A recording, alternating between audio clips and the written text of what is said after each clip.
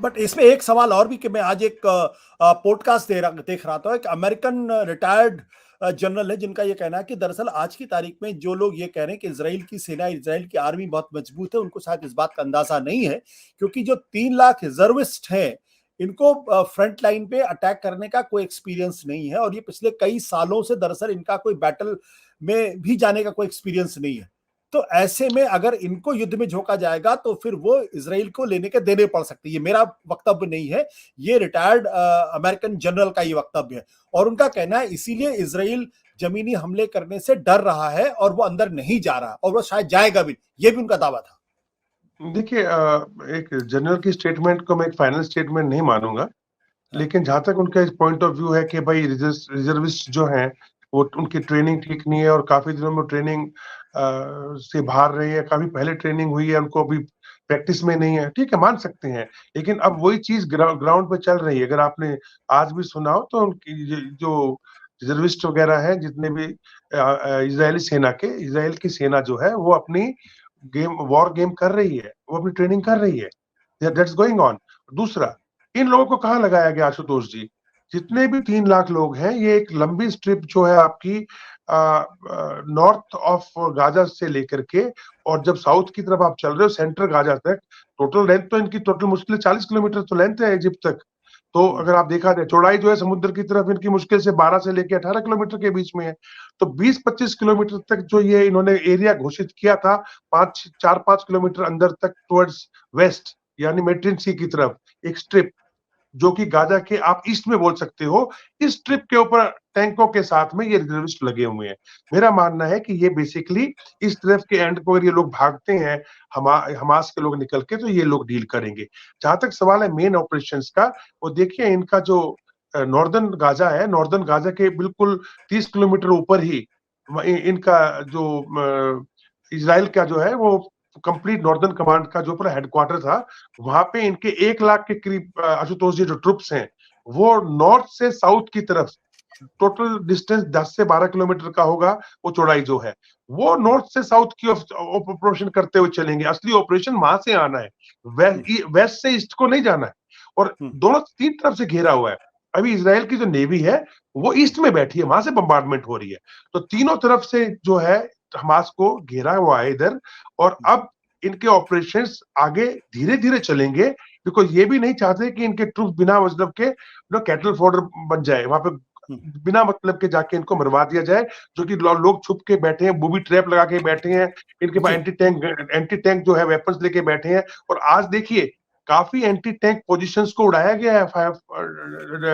Israeli air force द्वारा। सो operations dilute कर रहे हैं इनके डिफेंसेस को, और लेट अस सी इनकी क्या स्ट्रेटेजी है। बट मैं नहीं मानता कि इजराइल जो है वो किसी भी हालत के अंदर अपनी सेना के अंदर से या कहीं से कोई डिफिकल्टी में आएगा। कर्नल साहब, जब हम बातचीत कर रहे हैं उस वक्त हमारे पास खबर इस बात को आ रही है, टाइम्स ऑफ गाजा के हिसाब से और दूसरे जो न्यूज चैनल के हिसाब से खबर आई है कि इस वक्त अमेरिका, ये जो इजरायली एयरफोर्स ने बहुत जबरदस्त तरीके से गाजा के ऊपर हमला किया है। टोटल ब्लैकआउट इस वक्त टेलीकम्युनिकेशन सर्विसेज की है। इजरायली एयरप्लेन ने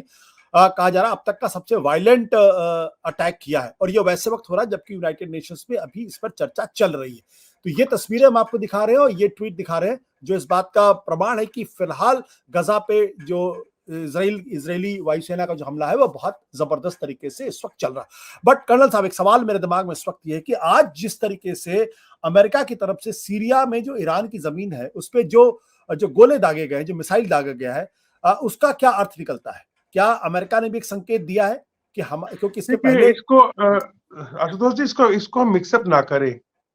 हमास और इजराइल के युद्ध से। ये तनातनी वर्चस्व की है। सीरिया के अंदर कहने को दो, लेकिन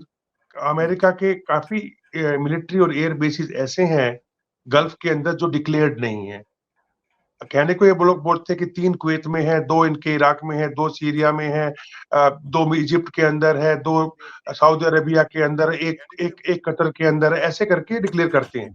तो वर्चस्व इन्होंने अपना बनाया हुआ था वहां पे अमेरिका का। लेकिन धीरे धीरे जैसे जैसे जनरल सुलेमानी को, अगर आपको याद हो, ईरानियन रिपब्लिकन गार्ड के जो मेन कमांडर थे जनरल साहब, उनको उड़ाया गया था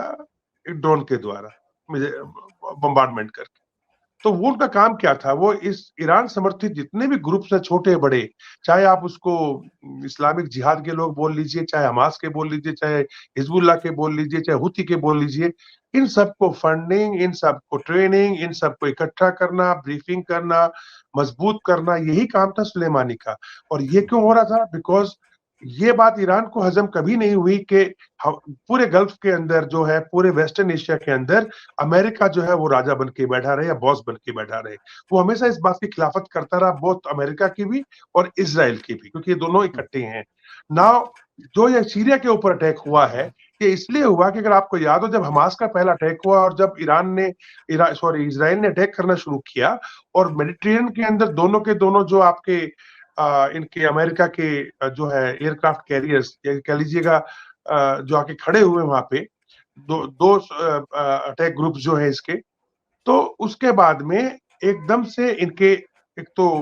इराक के एयरबेस के ऊपर और एक सीरिया के एयरबेस के ऊपर पहले दिन इनका अटैक आया, जो कि ज्यादा स्ट्रॉन्ग नहीं था, माइल्ड था। लेकिन तब से लेके अब तक 4 से 5 सीरिया में, कुवैत में भी और आपके इराक के अंदर भी 3-4 अटैक ऐसे आ चुके हैं। यही नहीं, हुती ने जो है इनके रेड सी में जो शिप खड़े हैं उनके ऊपर भी रॉकेट मारने की कोशिश की ईरान के कहने पर। और दूसरा, जब अमेरिका की सॉइल से यानी यूनाइटेड नेशंस के अंदर से जब ईरान के जो विदेश मंत्री उन्होंने वहीं से धाड़ना शुरू किया या अमेरिका के खिलाफ बोला और अमेरिका को धमकाने की कोशिश की, उधर हिजबुल्लाह जो है कह रहा है, जो कि ईरान का ही दाहिना हाथ है, वो कह रहा है हम अमेरिका के हाथ काट देंगे, जो बाइडेन के हाथ काट देंगे, ऐसी बातें कर रहे थे। तो अमेरिका ने फिर ईरान के जो रिपब्लिकन गार्ड्स के जो कैंप्स हैं सीरिया के अंदर, जो इन ईरान समर्थित उधर आतंकवादियों को जो है ट्रेनिंग वगैरह देते, समर्थन करते हैं और वहां हेल्प करते हैं, उनके गोडाउन्स पे, अम्यूनिशन गोडाउन्स पे, उन पे भयानक हमला करके इनकी उस धमकी का जवाब दिया है। अब इसके ऊपर ईरान क्या रिएक्शन करने वाला है वो देखने वाली बात होगी। लेकिन मुझे लगता है कि अगर ईरान ने कुछ इस बात को बढ़ाया तो मेरे हिसाब से ये इजराइल और अमेरिका के फेवर की बात होगी। सत्य हिंदी का ऐप डाउनलोड करें गूगल प्ले स्टोर पर।